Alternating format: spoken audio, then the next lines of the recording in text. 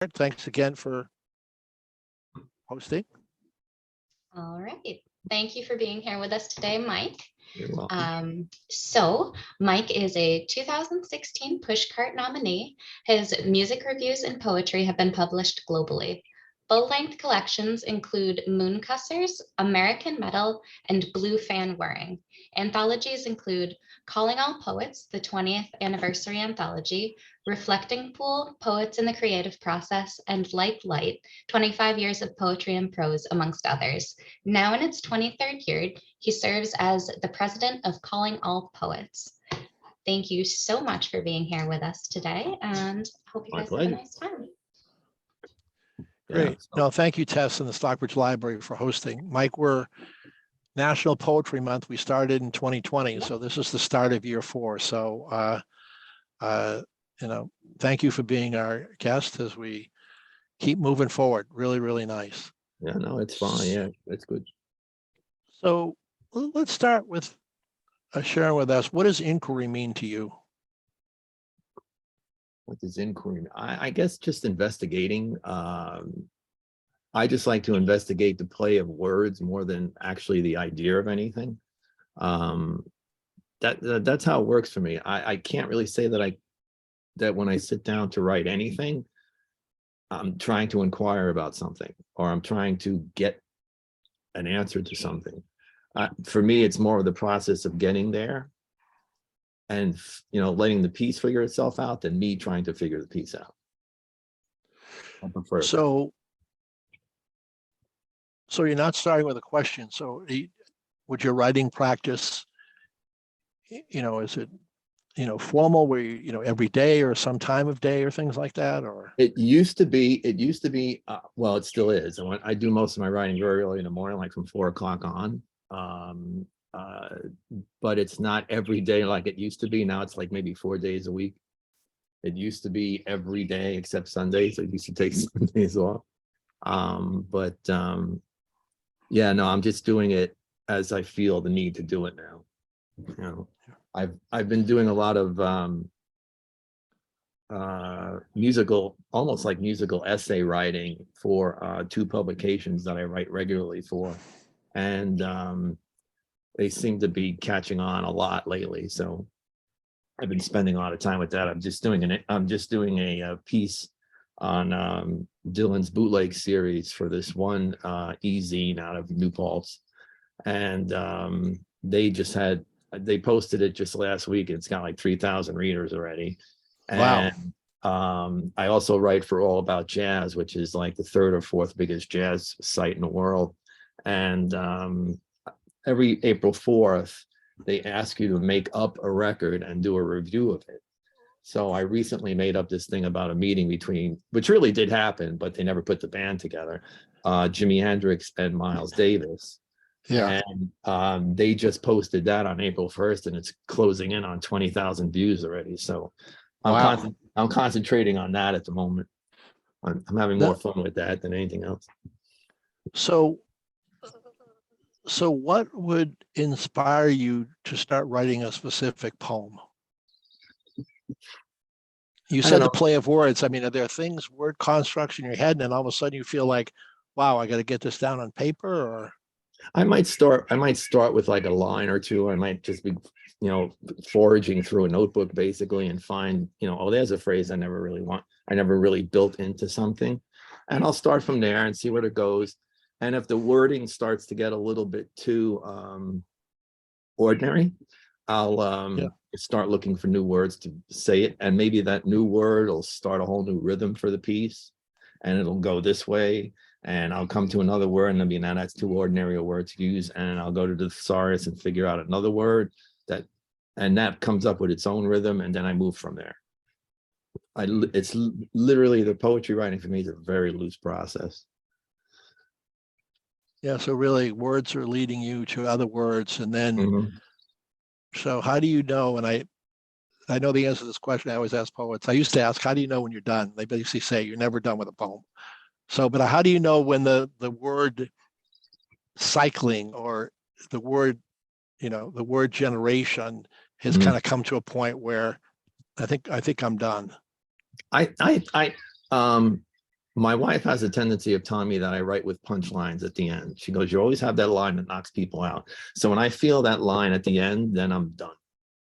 But there are some pieces that, there's pieces that I published maybe 15, 20 years ago, I'm still tinkering with today.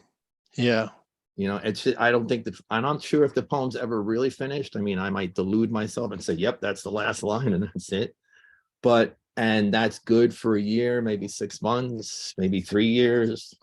But if I come to it again and like say it's in a book and I'm reading it, I'm like, wow, that line absolutely is terrible.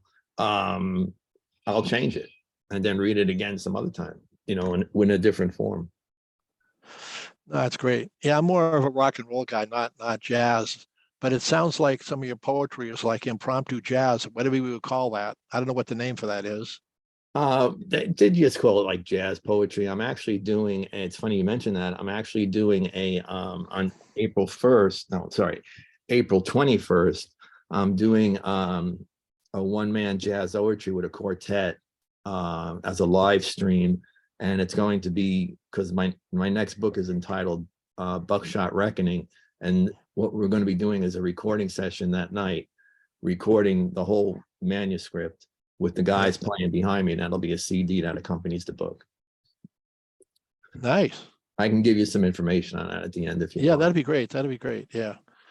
No, fantastic. So, why don't you share a few of your poems with us? That'd be really good. Okay. I was just going to jump around really. Well, let's do this one. This is called Eleanor's Purse. Eleanor's purse held many things. Everyone's prone to the shivers and yips, she says, curating her bag with a passion few possess. This here's for bloating, she'd puff, holding a change of face and coin, 1 small vial, 2 orange pills, 3 sets of 60, 4 counts of felony, 5 minor headaches, 6 Christmas trees, 7 separate somethings, 8 triple pie, 9 bold remarks, 10 turtle doves, 11 assorted mints, 12 novellas, and you lose at least 90 minutes of your life stuck in traffic each day, she'd insist. No stranger to the truth, but not quite its kin. God yields without partiality, she'd note, handing you a hammer. That purse must have been the size of a giant trunk. I Nice. just got a kick. Now, see, for instance, the end of that one I knew because I couldn't go any further than God wields without partiality, and she hands me a hammer. I just couldn't go any further than that. Yeah, I think once the hammer comes down, you're done. that one was pretty much done. Yeah. This other one's an older one, and this is from Mooncussers. This came out last year. What's I it haven't called? read that. Moon, say it again. Mooncussers. It's based on a legend in New England. Actually, you guys should know about it. It's based on a legend in New England about the land pirates who would bring, when the moon wouldn't be out to guide the ships into the bay. Yeah. They would take their lanterns and purposely crash the boats and then loot them. And, Really? And when the moon was out, they would yell and curse at the moon because they couldn't do what they were supposed to do. So it's called Mooncussers. And Great. This is a poem called Gracie. There's a grammatical error up ahead that will change everything. How and why, I don't know, because off the top of my head, each mad essay must cast doubt on the one before it, or at least lend a hand to its aberrant cause, which makes for unsure reasons rising seas and a lack of wonder. And I know you all have better places to be, like Dunkin' Donuts or debtor's jail. So I'll try to get to where I'm getting at before I get to where I'm going, which was to talk about Gracie Allen, who knew that today's postage stamp was yesterday's head of state, that a country of checks and balances relies on checks, and that you never place a comma where God has put a period. I think God's on your shoulder with all these poems so far. Yeah, that's odd. Yeah, that's kind of weird how that popped up. I don't know why, but yep. You know, when you who is it? Who was it Jack? Not Jack Benny's wife. Someone on TV had Gracie was the wife. Who was that? George Burns. Yeah, yeah. I was just thinking with, when you said Gracie, immediately I went to that image of her. Mm-hmm. Yeah. Yeah, great. This is a newer one. This is the first poem in the new book. And it was meant to be, when it was first written, it was meant to be a romantic poem, because I don't write too many romantic pieces. Emily and I were in the red light district out in Amsterdam, and we were having a drink, and it was raining, it was nice. And her phone rang, and it was my cousin who was sitting the house for us. And they started talking, and then my phone started buzzing, and it was a friend of mine up in Albany who gave me this kind of bad news, and this is called Blood Street. So just to show you, something that was meant to be romantic turned out just totally opposite. And this is called Blood Street. It was raining on the red lights on Blood Street when I heard they found your remains 3,500 miles away in the woods in Massachusetts. We had only met maybe twice, once during a radio interview for my book, which was new at the time, but not since. You liked my haiku, and I thanked you for that. Now they found your remains 3,500 miles from back there, and it does not seem right. Perhaps, like so much, there should have been more refuge, more shelter. And maybe the rain on the red light will wash it all away, but I doubt things like forgiveness and mercy in times like these. And that's actually a true story. They found this woman's remains in Barrington, West Barrington, somewhere. Great Barrington? Yeah, Great Barrington, yeah. Wow. I lived in the next town over, Stockbridge, for 6 years. Yeah. Wow. Yeah, she disappeared like 6 months earlier, and nobody knew in Albany where she went. And then that day, Dan texted me and said, "Listen, man, this is what happened." And I was like, "Oh my God, you got to be kidding me!" So. Want me to do another one? Life is precious. Yeah, absolutely. Okay. Let's do one of these.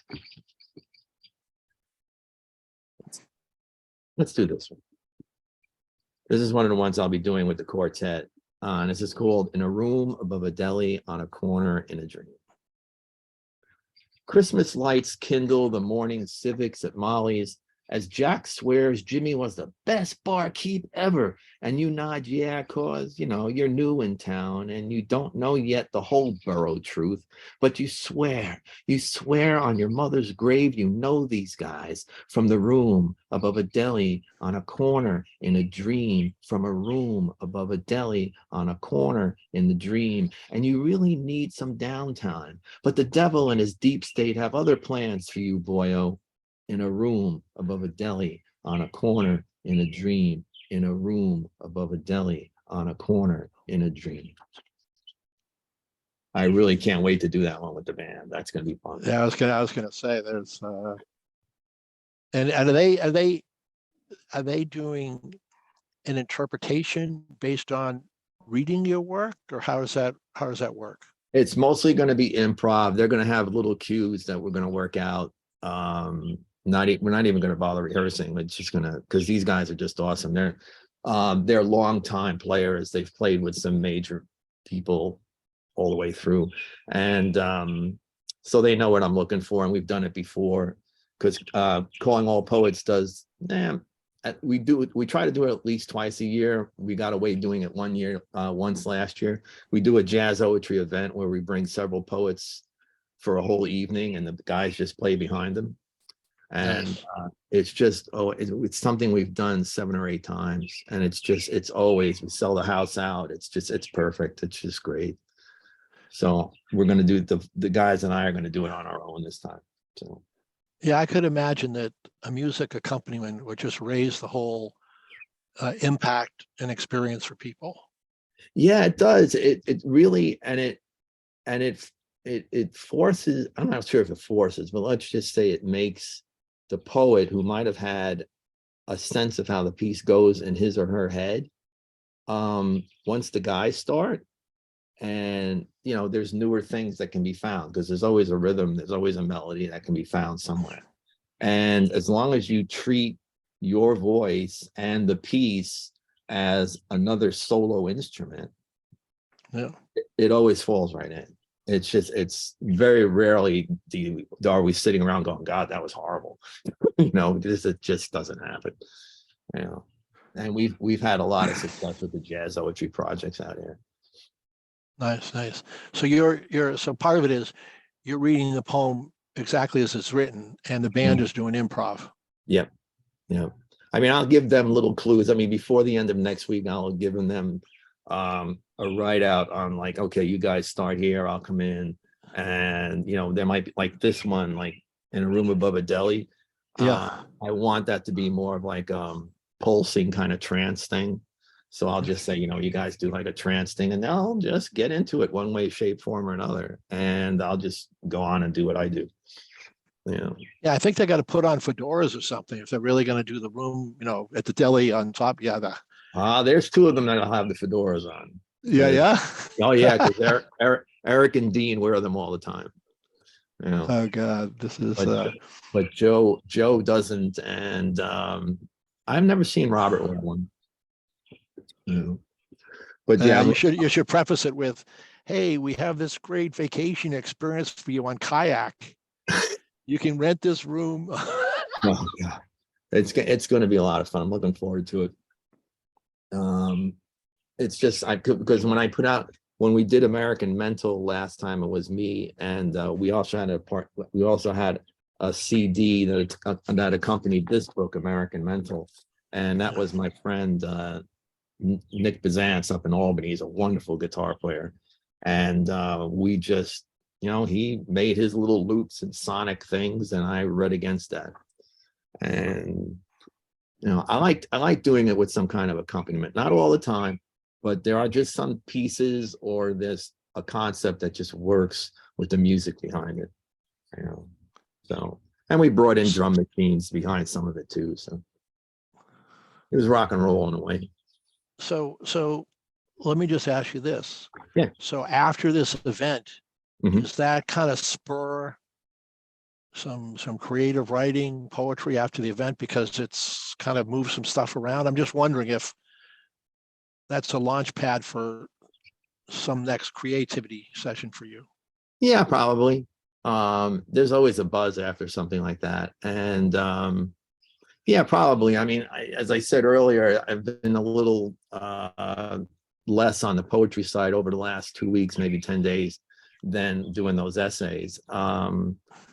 But yeah, it'll spark something. Something always sparks something. It always does. You know, I'm fortunate that way. You know, I never. I don't know. I do go to the occasional writer's block, but they don't last that long. You know, a couple of weeks. They're not really that long. Well, it seems like there's a lot of stuff that pops up for you in the real world. You know, and Yeah. obviously you're in, you know, essays, poetry, jazz, you know, you've got a lot of places where you can find things.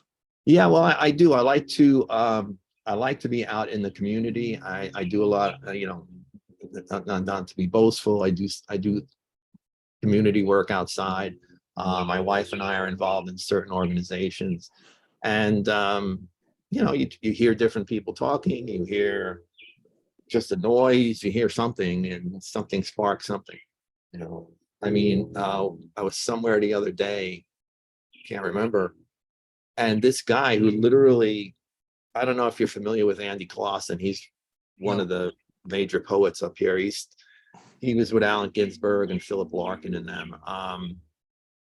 But this guy walks into this place where I was sitting, and sounded exactly like Andy. And I know Andy's not well and he's not going out of the house. And I turn around and go, Andy? And it's like, no. And all this guy does is he walks up and he orders a raw hamburger.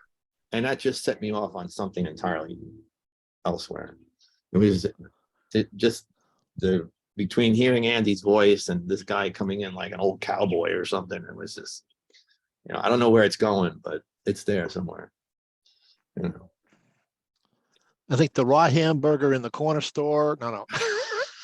Man, I mean, and he just insisted that it be raw, and he had that real like raw voice. Let's just put it that way, and that real rough and tumble voice, And I was like, man. And the woman is saying, "Yeah, we know how you like your hamburgers. You like them moving and stuff." And it's like, oh my God, it was just. I said, okay, here, old Bill walks into a bar or something. I forget what. Yeah, yeah, there you go. But it'll start something one of these days. Interesting, interesting. Yeah, so can you share a few more poems with us? Yeah. Let's see, what do we want to do? I'm also doing a reading tonight for a group in Delaware, so I was trying to figure out what to do in every which place. And yeah, let's do okay, let's do something that's not as dark or something. No, that's dark for you. That's right. We can do dark. I like dark toast, so it's good. Okay. All right, let's do this. This one's from American Mental. And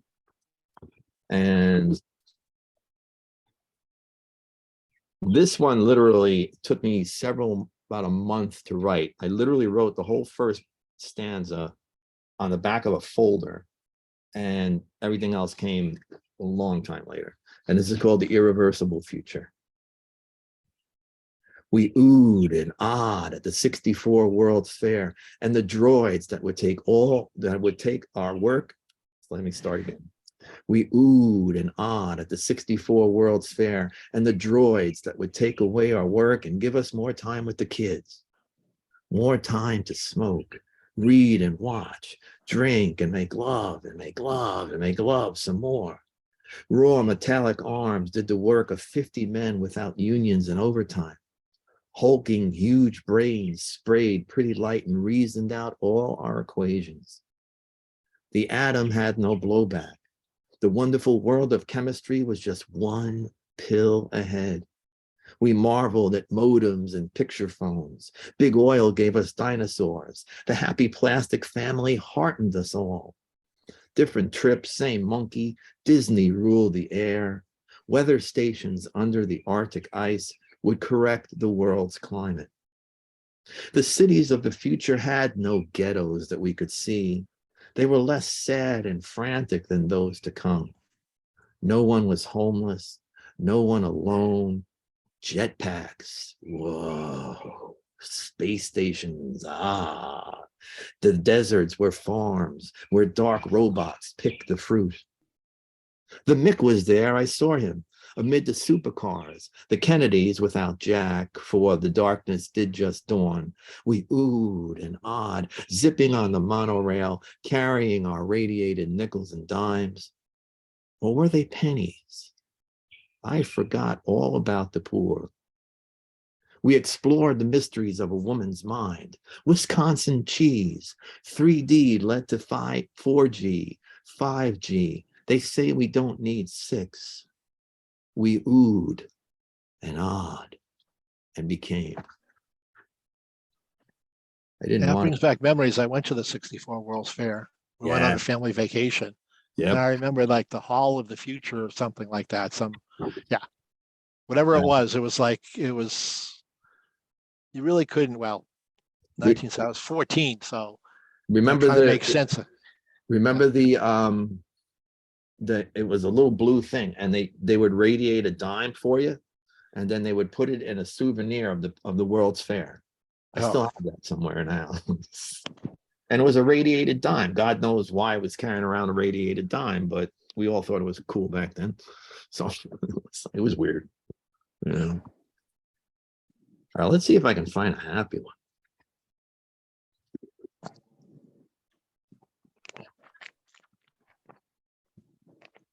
Okay. Let's do this. I haven't read this one. Yes. No, I'm fine. No, thanks. There's an old theater here in 2 towns up called Rosendale, New York, and it's a beautiful old theater, and I'm part of the program committee on it. And it was first established in 1949, and the candy machine is still the original candy machine. And a friend of mine said, listen, man, you got to write something about the candy machine. And this is called Candy Machine for Eric. They've come and gone, grown and died, these first children of the last war. Their eyes bright with cinema dreams, stopping with daddy's first nickel for a packet of gum, or walking right by to their seats, ignoring my mirrored veneer. Never knowing I was a direct descendant to first century Egypt and a mid-level guy named the hero of Alexandria, whose machine swapped your bronze for a spritz of water holy. Now, money in and money out may be the whole basis of our belief system, but it wasn't mechanized until London, 1883, when Percival Everett, without direct lineage to hero the gone, but wise to the wants of his people, pitched postcards and paper for a cartwheel penny. But not me. Built to dispense sweetness and salt between cowboys and women in silk, I became the place they all met, giggled, gossiped, and treated the girls to chocolate almonds. Sure, some kicked me and shook me and cursed, but over the years you let go and move on. You have to, or else the whole world becomes a dark, dark place that even the magic screen cannot illuminate. My good old favorite candy machine.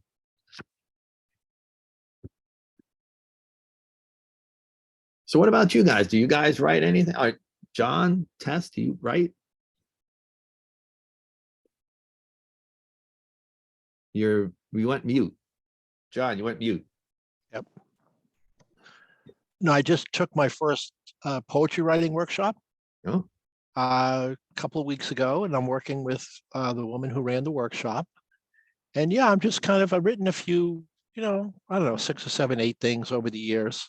I'm you don't know, but I'm a chief financial officer. So, okay. Numbers are my language.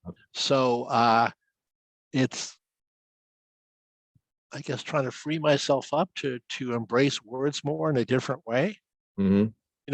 Rather than having them all fit into an Excel column, have it kind of be a little bit wide. So no, it's interesting. So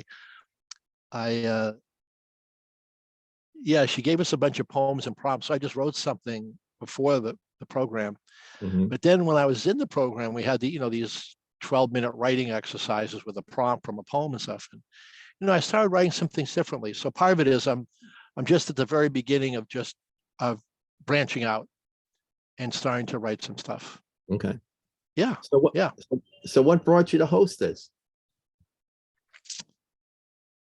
So in April of 2020, I started to do some pro bono work with nonprofits. I've worked with nonprofits almost exclusively since 2004. No, and I just felt a need. I felt like there was in talking to people, there was something missing. Maybe it's like you're saying, hey, all these poems are really dark. I just felt like the conversations were dark. So I wanted to have a place where people could find some solace, and a weekly place where, we could share some great words. Oh, that's really nice. And we're just going to do, the 4 weeks in Poetry Month.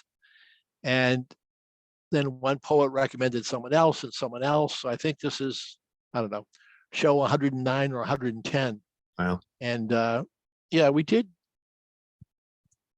I'd have to say probably, finding solace in season 1. Season 2 was The Refuge of Witnessing. Season 3 this season is Inquiry, asking questions in poetry.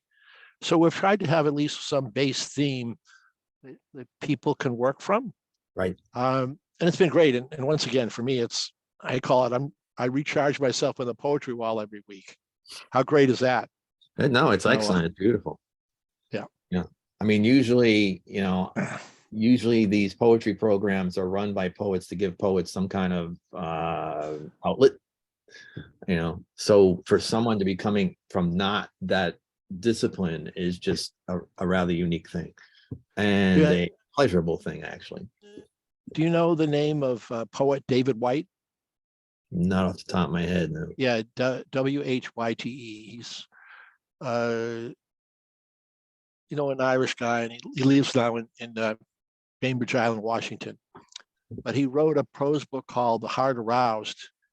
And I read that in 1996. And I said, I was the CFO of a $40 million retailer. And I said, I need to leave my job. Wow. It was so impactful. Then I took a course, a writing course for 4 months. And at the end of the course, before the end of the course, I'd resigned my job. And so that was early 97. And then in 1998, I started my own consulting business doing interim CFO and outsourced accounting. Mm-hmm. And what's that, 25 years ago? Yeah. I started 2 companies, sold them, went to work. You may be familiar with the name Kripalu Center for Yoga and Health. Yes.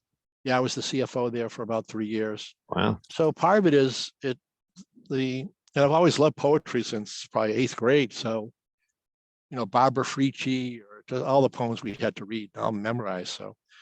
So part of it was, it just opened up a new vista for me. And it was important for me to find a different voice. I call it the voice beyond numbers. Mm-hmm. And because that's my native, that's kind of my native. Yeah, everyone in my family is like, Number person. a math nerd. Yeah, math nerd. Yeah. So part of it is, and it's just like Mary Oliver's The Journey. Mm-hmm. I read the first line of that. I basically want to run down the street screaming. Yes, I'm beginning. Yeah. I got you. Yeah. So part of it is, it's just moved me. And I thought, 4 years ago or 3 years ago, it just was important. And I had been the board chair of the Stockbridge Library for 3 years. I was actually the board chair. I was board chair then. So I went to Wendy, who's the director, and I said, I'd like to start this, this weekly poetry program. And we had some good. I'm trying to think of I'll think of the woman. There's a woman poet that has a house, Clampett, Amy Clampett. Oh yeah. Mm-hmm. So I was the interim CFO of Berkshire Beconic Community Foundation, and they host the Amy Clampett Fund, which along with 400 other funds, and there were a list of poets. So I got the list, and with some help, I started calling some poets. Mm-hmm. So I think we had 5 of the first 15 Clampett fellows reading. Wow. And then I said, well, who else can recommend it? And it just kind of grew over a period of time. Yeah, I mean, we don't have to do it now, but I can recommend you a whole bunch of people. There's some great. Well, that'd be people. great. Yeah, because we're kind of gearing up for. We probably have. We've had the same people read for us for 3 years, but we're rethinking some things for season 4. Mm-hmm. To do some of the familiar, but some different things. So, and once again, we love to have new people get involved. As I call it, it's a conversation with poetry. A lot of poets say, I'm glad I'm not at a lectern just reading my work. Yeah. So I'm saying I'm glad too. Yeah, the lectern can get a little bit confining sometimes, I guess. Yeah. So this frees you up a little bit more. Yeah, and part of this, kind of a secondary rationale is for the listeners to get to know the poet and the poet's creative process and issues they may be working with. So part of it wasn't just the poetry itself. It was the poetry itself, the poet, the process, having people engage it. So it's been amazing. I mean, for me, I just get totally buzzed every week. I'll be like, to check my blood pressure after this. I don't know. It's either going to be ultimately low or very high. No, well, I hope I'm buzzing. You're. I'm waiting for God poem number 3. I'm waiting. Oh, God poem 3 on a 3. match. You should share one of those. I'm like, yeah. Do I have another one? I don't know. Maybe not. Let's see. If I do, I can't. It's not coming to. No, that's okay. That's okay. No, to me is I don't know, what did I say? I don't know, it was when the Ukrainian war started. I don't know, I said something like, poetry's going to save the world, not war. Yeah. Well, we actually have a dear friend from Ukraine staying with us at the moment. She's in the city at the moment, but Yeah.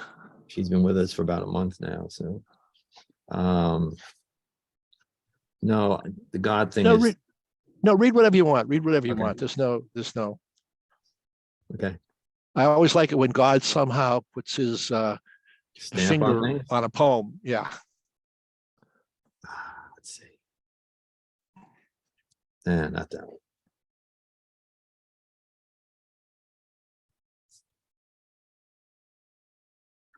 Oh, let's do this one. Here, we'll do this one. This is called you. No, how you feel about language? What do you mean? I mean, a language like begins with the F word, Well, not that one, but the S word. SHIT. Yeah. Yeah, that's fine. That's fine. Okay. All right. This is called You, Blue Dice, and Squirrel. If I gave a damn, I'd finish the poem you commissioned, but I haven't the energy to concoct so elaborate a lie about you, Blue Dice, and Squirrel, barrel-assing down a swollen Mississippi to save Blind Boy Jim's 27 National from foreclosure and your morally preposterous escape route. How unsettling to know I beg your fiction. Explain myself with your errant words. That wasn't the one that had the word in it anyway. There you go. I was waiting for the drum roll on that. This is one from actually two poets I could recommend to you, Raphael Kosek and Will Nixon. But this is one, what we do every now and then is, I guess you can call them collaborative pieces. Yeah. So we start trading off lines between two or three of us and see how it works out. And Will Nixon and I did a whole bunch of things. And when Raphael found out that me and Will were doing this, she goes, well, I want to join in. So she and I were going back and forth, but me and Will had a couple lines left over. So I just blended all three of us together into this one. And this is called Legend Holds. Yeah. What the lady said about Billy the Kid was true. He hid under petticoats often after coaxing the Red Dog's son from their loins. He'd rest in the Sierra Blanca, reading dime store novels with a grin that frayed at the edges. His dusty boots, his crooked hats, cast shadows on the noose until one day when some great love or its proximity divided his bones for sport. And what's really neat about that is I couldn't tell you who wrote what on that. It just becomes so seamless that it's like, yeah, it really sounds like it just all flows together really well. yeah, it's like I know these lines. I know we share these lines, the three of us, but I couldn't tell you, okay, yeah, that one's mine, that one's hers, that one's his. I couldn't do it because I just don't remember. And when did you write it? That one's from about 5 or 6 years ago, actually. Yeah. Yeah. That's an old one. Here's one. I'm trying to find some of the funny ones, but I'm just not, seems to be. Mike, maybe you're not a fun poet. We should come to that. No, I'm only kidding. I'm joking with you. All right, where was that one I was going to do? Yeah, this one. And this one's called Fork Misplaced. In the shanty hut of memory, I put down my things, prepare tea, a bowl of grain, arrange my space into the same order: kitchen, bedroom, bathroom, den, a small room for secrets, my desk skewing east, the bed aligned, shoes missing, fork misplaced. That's all from Mooncussers. Those two are from Mooncussers. Yeah, nice. And what? Take it easy, man. I'll let you in a moment. Were there any famous Mooncussers that were caught and made it into the newspaper? No, not that I know of. We heard about it. Emily's birthday is the Halloween, and we often like to try and spend some part of that Halloween era time out at Cape Cod. And we were there for 2 Halloweens ago, or was it COVID Halloween? I don't remember. And we went on one of the ghost tours we had never gone on. And they were telling you the legend of the Mooncussers.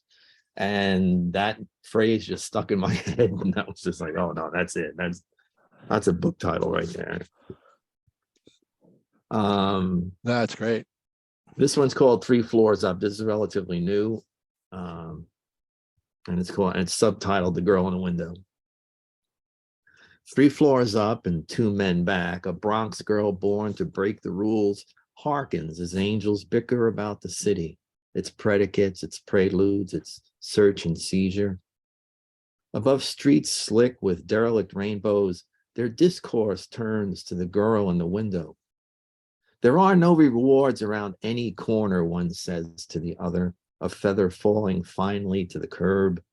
His colleague, unusually fraught for a heavenly being, confers. Sometimes the main mode of transportation is the boat in the storm, he says, as above the avenue's bleak terrain, the sun casts doubt on the high-rise. And the girl in the window, 3 floors up, answers the phone. Very evocative. I think you're, I see you in the street, looking at the corner store, looking up at the building. You seem to be an observer of some activity. No, I like it. I like it. It's kind of this, you're like this news reporter that shows up and there's something going on that attracts your attention. Yeah, I think, going back to our earlier discussion, if you were to say what, do I start with anything? I guess it might be, something stuck in my head. An image is stuck in my head somehow, whether it was a vision of something or a sighting of something. But yeah, I guess that would be fair to say. What else we got here? Yeah. Read 2 or 3 more. I mean, okay. I'm hoping people are going to listen in on this because this has been a very intriguing conversation. All right, let's have some fun with this one. This one, this was written. We have some dear friends out in Santa Cruz, and we were out there with them. And of course, we had some of the special brownies out there. And well, this came from that. And it's called Still Life with Mandolin. In this city of tall women intent on getting somewhere, the bedlam is built in, the chaos concurrent with everyday life. A swirl in clouds of estrogen, I pilot my way without getting hurt. Murder and mayhem engage my eye. Salesgirls look at me like I have 6 heads, which I do, by the way, because I'm stoned and trying to purchase a book about flogging with a credit card long since expired, and a smile discolored from years of red wine. A tall order of diplomacy is needed, so I borrow 50 from a chanteuse who only knows 2 songs and sings them over and over and over and over whenever it is I'm trying to read. And yeah, this is nice. This is called Passing Shower. I come from a long line of weathermen who swore Noah's storm a passing shower.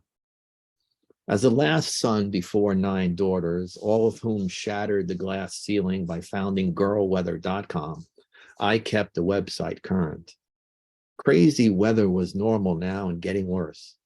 Mary swore the extinction winter was tomorrow. Beth saw rain, sad girl that she was. Tina liked the lonely cool of autumn.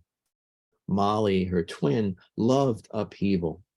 Kate married, taught convolutions, had 4 kids, and didn't give a damn how the wind blew. Amber and Anita, the second twins, loved the New York heat. Salacious climbs were Annie's bag. I swear by sweat, she'd say. Manny, shh. Each one was crazier than a shithouse rat. All except Mo, who kept it real. A storm's a-comin', she'd fondly say. That's my cat wants to go inside. Yeah, I was gonna say that's quite the family there. Yeah, hold on, Manny, relax. Hold on. Let me put him in. I'll be right back. Okay. Come on. Good. Good one. All right. That interlude brought to you by our Russian Gray. So we have about 5 or 10 more minutes. So if you want to Okay. read a few more, they're great. They're great. I feel like Mike Yeah. Jurkovic, street reporter. Here's another Mike, one. you're going to have a whole new career after this event. Well, hopefully that'll be one that pays, but that's okay. Yeah, there you go. This is another one from some crisscrossing emails by Will Nixon and Raphael Kosek and myself. And this is called We All Leave Who We Were and Become Who We Are. We all leave who we were and become who we are, with the noose not far behind, nipping at our heels. We all leave who we were and become who we are behind mountains, like love always does. We all leave who we were and become who we are, escaping down streets where the fate of fever and skin tingles in the rain. Our sixth sense seeking tequila. We all leave who we were and become who we are and threaten revolution, then watch from the sidelines as the oil men fight back. Yeah. Nice. Very nice. Thank you. And I have another new one here. Yeah, there's another new one. This is called Clock of Things. And this is all about, how things eventually catch up to you one way, shape, or another when you think you were ahead of the curve. So yeah, it's called Clock of Things. No lichen on my pizza, please, but she insists, like New York girls do, when they know they're right and you're just a doofus, staring at, well, they know they know what you're staring at, and they're going to have their way no matter the day of the week or the month of the minute in the larger clock of things that chimes the hours of the avalanche that overwhelms even we who once outpaced the curve. So I think that one, as you can see how I like to just do the rhythm of the words going, they just lead into each other.